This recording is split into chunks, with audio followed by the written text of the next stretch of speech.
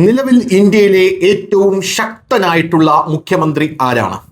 അത് 25 കോടിയിലധികം ജനങ്ങളുള്ള ഉത്തർപ്രദേശ് ഭരിക്കുന്ന യോഗി ആദിത്യനാഥാണ് എന്നുള്ള കാര്യത്തിൽ തർക്കമില്ല.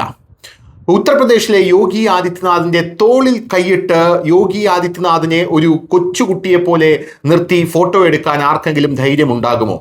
ധൈര്യമുണ്ട് എന്നുള്ളതാണ് ഇപ്പോൾ നമുക്ക് വാർത്തകളിൽ നിന്നും മനസ്സിലാകുന്ന കാര്യമെന്ന് പറയുന്നത്. അതിന്റെ ദൃശ്യങ്ങളാണ് ഇപ്പോൾ സമൂഹ മാധ്യമങ്ങളിൽ പ്രചരിപ്പിക്കുന്നത്. എന്താണ് സംഭവം എന്ന് നോക്കിയിട്ട് നമുക്ക് ആ ദൃശ്യങ്ങളിലേക്ക് പോകാം.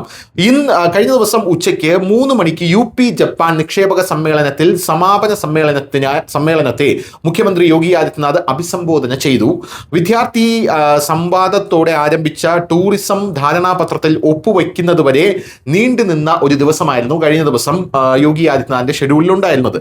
യമനാഷി ഗവർണർ കൊട്ടാരോ നാഗസാക്കിയുടെയും ഡെപ്യൂട്ടി ഗവർണർ ജുനിച്ചി ഇഷിദേരയുടെയും നേതൃത്വത്തിൽ 200 അംഗ ജാപ്പനീസ് പ്രതിനിധി സംഘം 4 ദിവസത്തെ ചർച്ചകളിൽ പങ്കുചേർന്നു. ഇപ്പോൾ അതൊരു റോഡ് മാപ്പോടെ അവസാനിക്കുന്നു എന്നുള്ളതാണ്.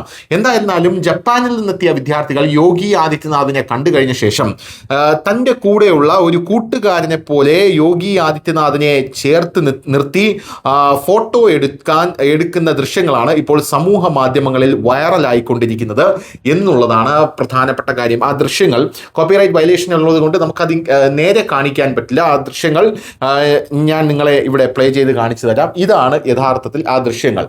പ്രേക്ഷകർക്ക് കാണാൻ കഴിയും. യോഗി ആദിത്യനാഥിന്റെ മുമ്പിൽ വിദ്യാർത്ഥികൾ കൈകൊടുക്കുന്നു. യോഗി ആദിത്യനാഥ് വിദ്യാർത്ഥികളെ ക്ഷണിക്കുന്നു. ശേഷം ഒരു വിദ്യാർത്ഥി വരുന്നു.